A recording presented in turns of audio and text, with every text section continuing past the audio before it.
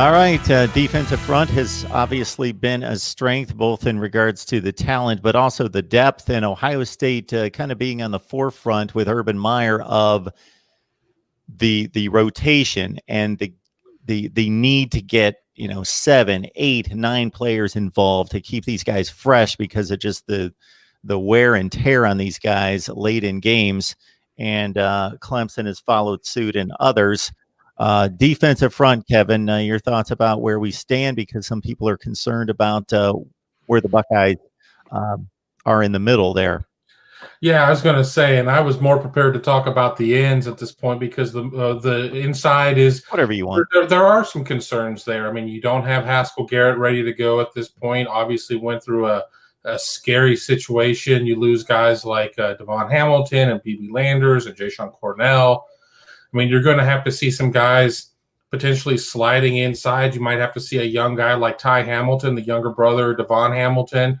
I mean, he's somebody who's going to have to learn all of the positions as much as he can. I mean, he can't be a 1 or a 0, but, I mean, you're going to have to see some guys step up at this point. But I think you look at Tommy Togiai, who everybody loves to talk about him being the strongest guy on the team, and he doesn't want to focus on that. But, I mean, which, again, just proves to me I'm going to start calling him the Mountain. He's going to be there. Antoine Jackson. You got to be concerned about the status of Teron Vincent at this point, dealing with some rumored nagging injuries. I think the inside of the line, three months ago when I was talking about this team, other than the concern of us just not having a season, I was more curious about how the secondary was going to look. Curious being code for that's where the concern was. Now I think it's just going to be that interior defensive line and where that depth is going to be, because while they can roll 5-6 guys at the end position and keep everybody fresh, I mean, how many plays is Tommy Togiai and Antoine Jackson are they going to be out there at this point, especially if Haskell Garrett isn't ready until second half of the season, if Teron Vincent is slowed up in any way, shape, or form. And, I mean, they have a couple of young pups who just, may not be ready yet. I'm just bothered by spitting out the number 46, because as soon as I said that, I knew that was Jim Peel. And then I thought, what was Pelini's number? And then boom, 48. 48, 46. When your starting safeties are wearing 46 and 48, that's all you need to know. I don't care if it's 1988 or not. If those are your two numbers, those are punishment numbers. We saw that with Damon Arnett when he was being punished in camp. He switched from 3 to 46. And A to B. Exactly. 4 to 6. And nobody wants those numbers, but they looked perfect and expected on Jim Peel and Mark Pelini. And you saw the results. Yes, exactly. With the nice red ponies though. But getting back to the defensive line, Larry Johnson said, well, we got 3 guys at each spot on the interior. And then, so he's running through them. He's like, well, at the nose, we've got this guy, we've got Jerron Cage, we've got this guy. And then over at the 3-tech, we've got this guy, we've got Jerron Cage, we've got this guy. And it's like, whoa, you've just mentioned one guy twice. So do you really have, instead of 6 guys, maybe you have 5 guys? And I don't think he's as deep. And that's without Haskell Garrett and without Teron Vincent. And while they say they expect Haskell Garrett back sooner than a lot of people, I don't know. What does that mean? Penn State, is he going to, he's not cleared for practice yet, so I don't know how quickly he'll be out there. And Teron Vincent isn't cleared yet either. And when he does get cleared, you still need a couple of weeks, I guess, probably getting him ready. So at this point, I'm not expecting either of them for Penn State. I may be completely wrong. But what they will be able to do is slide a couple of defensive ends in on the Rushman package, Tyler Friday being one of them. Larry Johnson wouldn't tell us who he was going to be sliding inside, but Tyler Friday was like, yeah, I'm going to do it. I can't wait. It's going to be fun. Wait till you guys see what's going to go on. And he was spilling the beans. I don't know who the other guy is. Zach Harrison has done it. Tyreek Smith has done it. I wouldn't expect Jonathan Cooper or Javonte Jean-Baptiste to do it because that's not really their frame.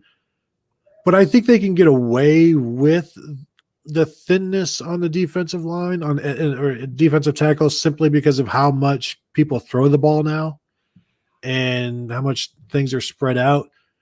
I think you're still going to be asking a lot of like Tyler Friday and Tyreek Smith to move inside at times, But, as those two guys have been compared to Tyquan Lewis quite a bit since the day they arrived, and Tyquan Lewis was that kind of guy who could go inside or outside and was grit, and they both latch onto that. And it's concerning. It'll be more concerning in the fourth quarter and in December than maybe October, but you just got to be careful that they don't wear down. And maybe by that point, Haskell Garrett and Teron Vincent can come in and be fresher and be some sort of reinforcement. But I think the defensive tackle is definitely a concern past your first two guys.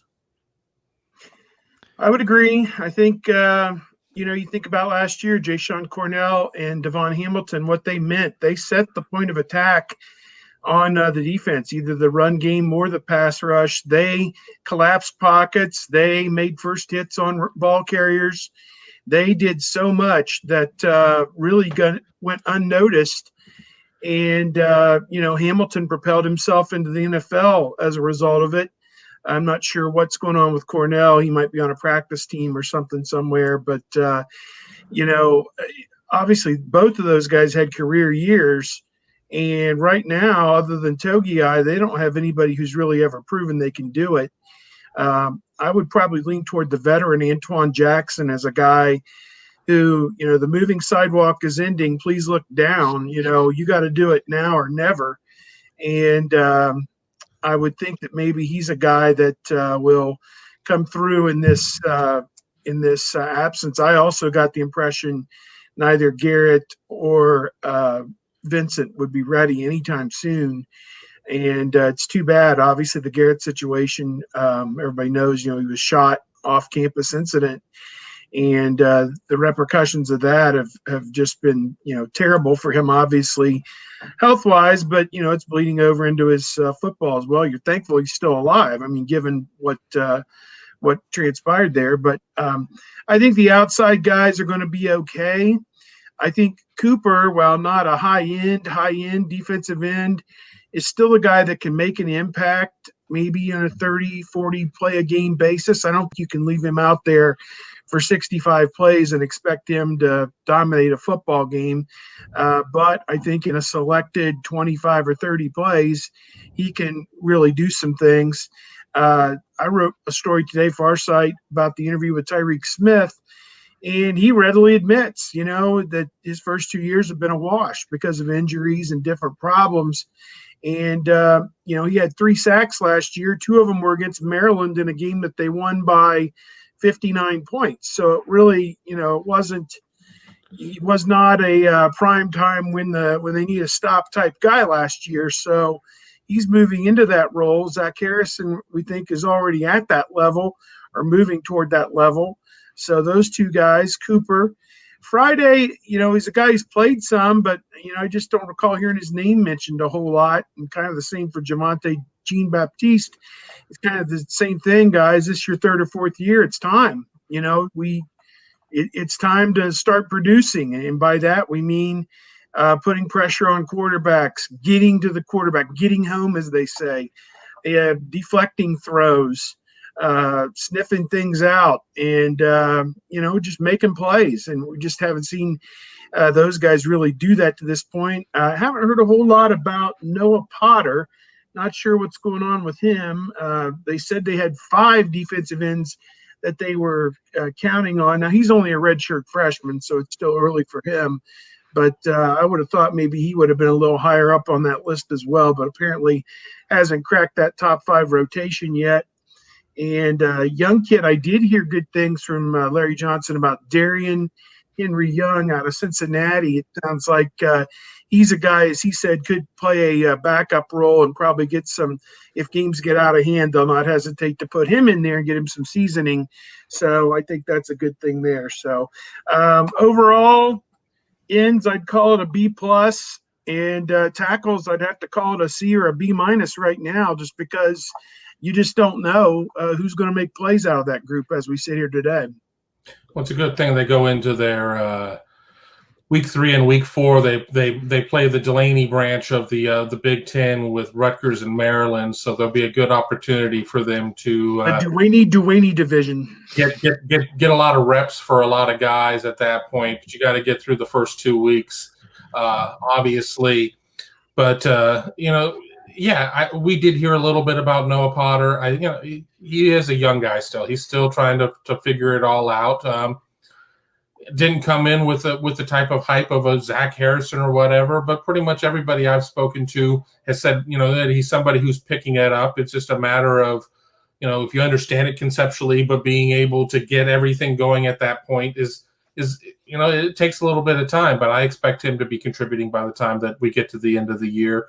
A name that I'm curious to see on another young guy is to see what Jaden McKenzie is going to be able to do, because I think that he was a guy that was a little bit underrated coming out of high school.